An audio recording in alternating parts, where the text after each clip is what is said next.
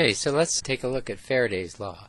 Last time we went over the possibility of introducing or generating an EMF by moving a loop into or out of a B field, moving a loop through an inhomogeneous B field, and changing the size, shape, or orientation of a loop. And I think we used the orientation of a loop as the example. The formulation of above was all derived from the Lenz force, and all of them involve motion. What I'd like to do now is look at the case where we have a changing B field, for example the magnitude of B, inside the loop as a function of time. So in other words, the derivative of B with respect to time is not equal to 0.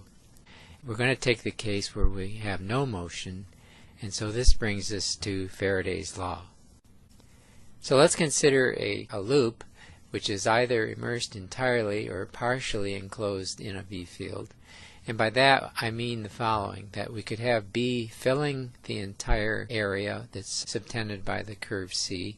It could be only containing inside the curve. So in other words, this area here might have just B lines and out here it would not.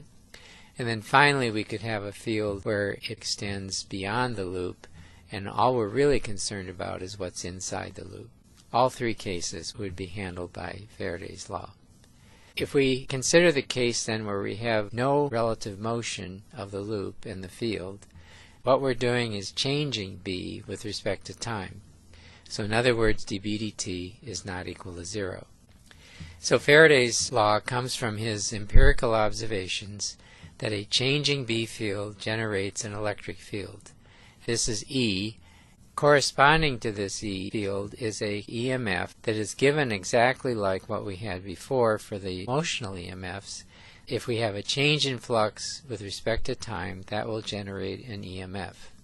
So given that, we can now write that we have this EMF given by the change of flux with respect to time will be equal to the integral of E dot dl over the curve C.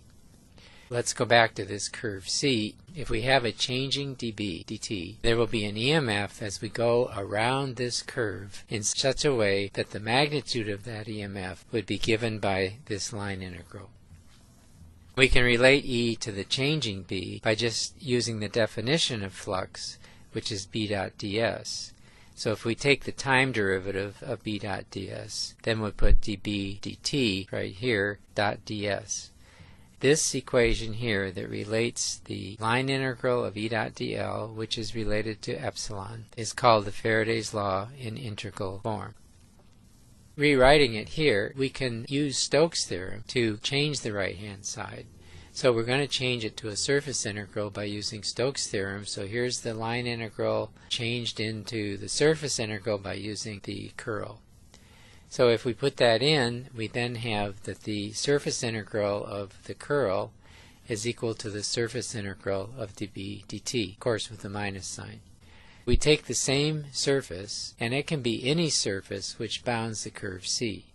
So that means we can equate the integrands, which means that the curl of E is equal to minus dB dt. Both sides are vectors, and so we have the relationship between the E field and the changing B field through this equation. This is the, I knew I had one wrong, this is the differential form of Faraday's law. This equation here is another one of Maxwell's equations, so it's a very fundamental equation.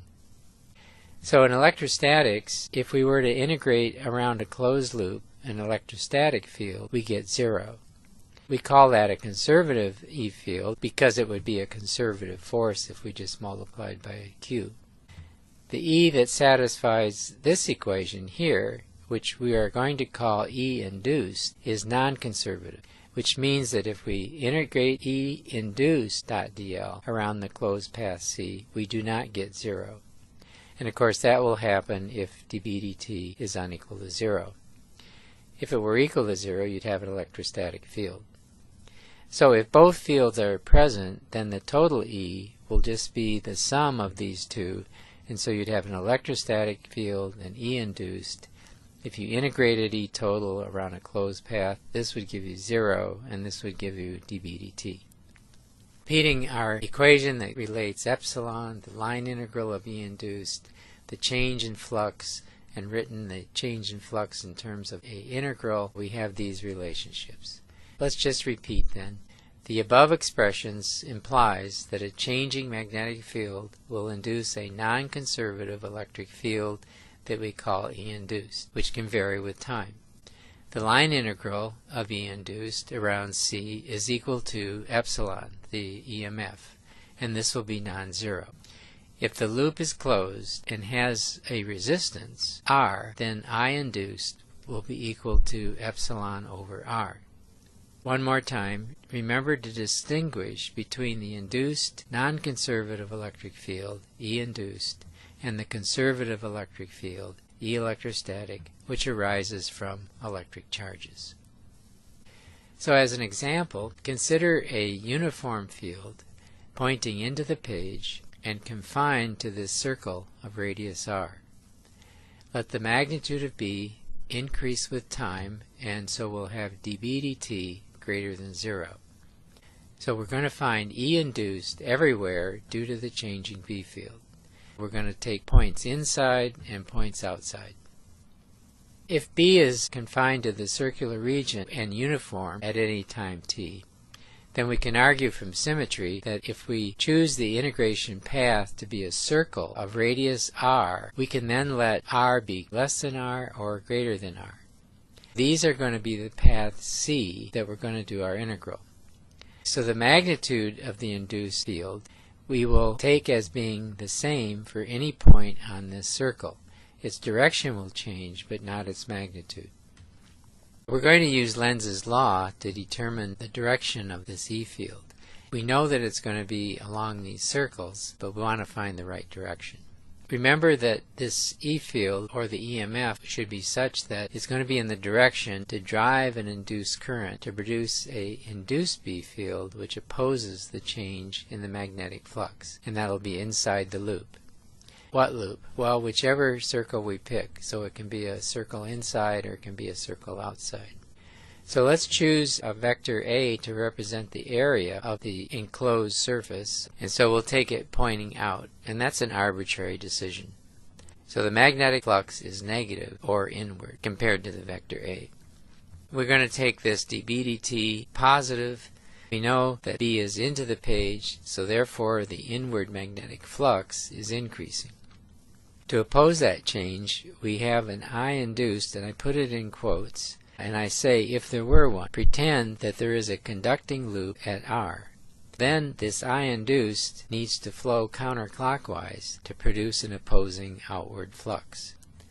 That's why we're pretending. It's just so we can use the right-hand rule to figure out which way current would flow to produce this opposing outward flux. E induced is the E field that is producing this I induced. If we take the direction that this I induced has to flow, that's in the same direction that we would assign E induced to. And so in this case here, it would be counterclockwise. To find the magnitude of E induced, for a point inside, we need to get the change in flux with respect to time. What that change will be is the time derivative of B times A, because B is constant over the surface, and so we just take the dot product of these two vectors. A is out of the page, and so d phi dt will be negative d by dt B times A. Well, what's A? A is just pi r squared. We have our dB dt here, and it's with a minus sign just because of the orientation of A. Now realize this is where our choice of A coming out of the page or in the page would have determined the sign here, which would be related finally to the induced, but it would then depend on the direction that we're going around the circle. We can write then that the integral of E induced dot dl will be equal to, these are parallel, these are always parallel, so that'll be equal to the magnitude of E induced times the circumference of the circle. Why? Because the magnitude of E induced is going to be the same everywhere along that circle. So that's why we get this simple expression. Setting that equal then to the minus the change in flux with respect to time, we put that in. Here's our d phi dt here. We put that in with a minus sign, and we get this quantity here. Here's the expression of the rate at which B is changing times pi r squared. For r less than r, we then solve for E induced, so we just divide by 2 pi r, and we end up with little r over 2 times the rate of change of B with respect to t. Notice if we had started this whole problem with a B0, it would have no effect at all. It's really the change in B with respect to time that's important in terms of getting the induced E field. I've just repeated the expression for less than r. Let's go to r greater than r. And in that case, the circles are outside of the B field. And so all the B field is contained in this region here at a distance from the origin from 0 to capital R. That's where the B field is. So when we take a radius r outside, we still have E induced times 2 pi r. However, the flux is limited because we can only go out to r squared. So the area where we have flux is pi r squared. Any further than that, we have no flux change. And so that's why this quantity here is equal to this quantity where capital R is sitting here. Solve this for E induced, so you divide by 2 pi r, and again E induced is going to be parallel to the dl going around the circle. So we have I induced equals 2 pi r, and then here's our right hand side. Solve for E induced, and we have this expression r squared, capital R squared over 2r dB dt. Compare that then with inside. The main difference is that we have no capital R dependence because we don't care how far out this goes as long as we stay inside. So this circle here represents the case where we have r, little r less than capital R, and this is the direction of the induced E field. And then outside we just found that to be dependent on r squared because that is what limits the region where there's field. We can plot that. Here's E inside, which depends linearly with r. This is the r axis here, this is the E induced. And that goes linearly until we reach capital R. Then we switch over to a 1 over r dependence, that's this right here, and so it just falls off as we go away. All of this curve here represents how large the E induced field is for a given radius. It increases up till capital R and then decreases as we go out. And realize again that we don't need a conductor here. We used it to just simply argue which direction the E induced would be. You can have a changing B field, an electric field induced out here. It's a non-conservative field, because if you go all the way around you get an EMF that is non-zero. Here's another example. Suppose we have a similar situation where we have a B field, again is into the paper, it's going to change with time, and what we're going to do is put a bar at this position here where the position of this bar is determined by how long it is. It's going to extend from the edges of the outer circle and it will be obviously some distance from the origin. But the important thing is the length of this thing determines where it sits. So we're going to let B change with time, as we said before, so it's going to have a rate of change dB dt. At any time, as before, the field is uniform. So if you froze t, you would have a uniform field. So what we're going to find is the EMF between the ends of the rod. And so we're going to find the EMF between this point and this point. For any circle of radius little r, the E field that is going to be along the circle is going to be given by just what we found before. It's going to be the integral of E dot dl. That's going to be equal to minus d phi dt. And so if we take phi as being A times B, then this would be A dB dt. So far this looks just like what we did before. However, remember this is the EMF if you go around the circle. But we're not going to do that. We need to know the difference of potential between these 2 points. If the magnitude of E is constant along these circles and is parallel to dl, then the field at any particular radius is given by this quantity here. This is E dot dl integral. So we just get the circumference of the circle. But now let's take the area equaling to pi r squared. If we go back to our equation here, this side here is the magnitude of E times 2 pi r. This is pi r squared, and then we have our dB dt, which we're just calling dB dt. So as before, we have the magnitude of E is equal to r over 2 dB dt. And this is the same thing we just got for the previous example if we're inside the circle, which, remember, this is always inside the circle.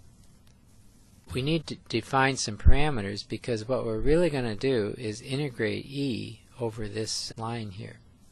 So let's call the distance between the center of the circle to the line, we'll call that h.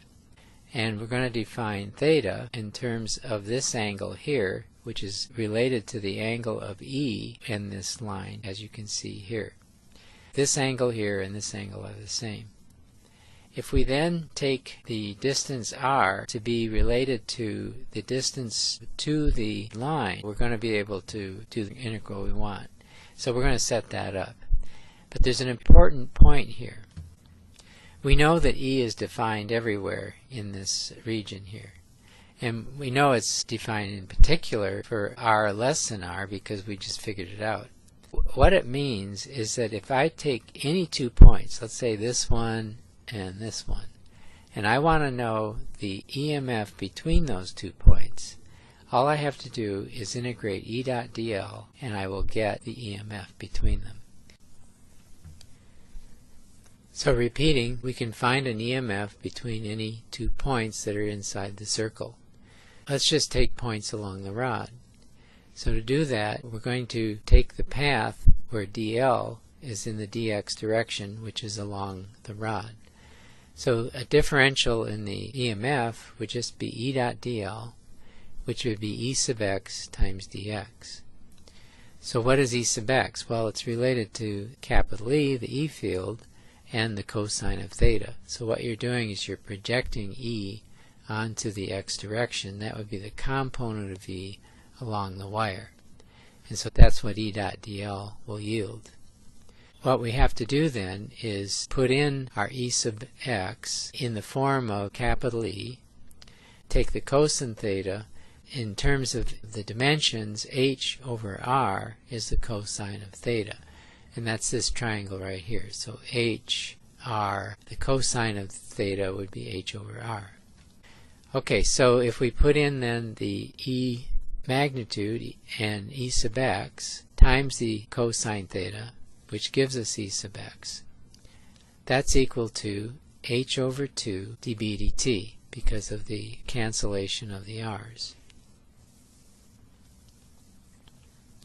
So our differential of EMF is just equal to h over 2 dB dt dx. To get the EMF between the ends of the rod, we have to integrate this differential of EMF. Here's the differential, and we go from one end of the rod to the other, and in this case that would be minus L over 2 to L over 2. Putting in the integral, we get L for the dx part of this, and so we have h over 2 dB dt times L. If we want to eliminate h, which we do because we're not given h, then we find that using the Pythagorean theorem, and so that's this simple expression here. Putting that in, then we have the EMF between the ends of the rod, which is independent of h, so that'd be L times the square root over 2 times the rate at which the field is changing. So that's the magnitude. If we want the direction, we have to use Lenz's law again. So we want the initial induced current in response to the changing B field to oppose the change. If we have a positive change in B into the page, then what we need is an opposition B field which comes out of the page. And in order to do that, first I'm just going to say what the answer is. It's going to give us current from left to right. So the current inside the wire is going to be flowing this way. To see that, we have to take advantage of the ends of the wire. Even if we have fringing fields here, think of this as being a region that extends further away from the end, and this one less. So I've tried to draw what might be the field lines very poorly here. Think of them as being circles around the wire. in this position here for current this way, the B field is coming out of the page. However, on this side here, it's going in. So you could say over here it is not opposing the field, but over here it is. Well, the net effect is this. If you consider the fact that there's more area at this end here than there is here, there will be field lines that don't go through this region here due to current through the wire. So what that means is there's more B field coming out of the page than there is going in. So the net result is that the change in flux due to this current is out of the plane of this figure. Lenz's law says that the current is from left to right, and so to get that current to flow in that direction, we have to have the left-hand side plus and the right-hand side minus. So this would come out positive, and this would come out minus, and the magnitude of that EMF is given by this expression right here. I wanted just to return to a problem that we did last time, and it was an example where we produced the EMF with a B of t due to the movement of the bar magnet. You remember how we ended up using this equation here, and we ended up having a dB dt. What I'm saying is this is a case where we can ignore the concept of a moving B field. It's really because of the dB dt that we get the EMF. No matter how we treat it, we get the same answer. And so if you want, you could get an E field induced, and you could find that if you wish, by just using the fact that this is equal to the EMF. So one more time, this problem here is equivalent to a problem of applying Faraday's law. So next time I'd like to talk about inductance, and I would also like to talk about energy in magnetic fields.